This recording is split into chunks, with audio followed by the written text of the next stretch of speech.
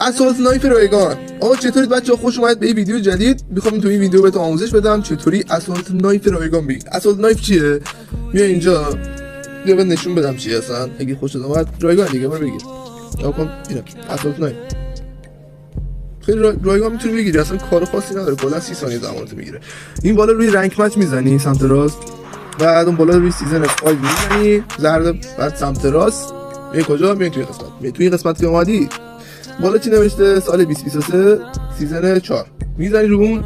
اینجا 3 تا سال داره، مثلا 20 سال 2021 2022 و 2023. ما روی 2022 کار داریم. وقتی زدی روی 2022 میای روی سیزن 3 کلیک می‌کنی. اینجا چون من گرفتم برام نمیاره. بعد این ردیف بالا که گان عکسش هست و کامل پر می‌کنی و همین راحتی الان تو یه اساس رایگان رو داری.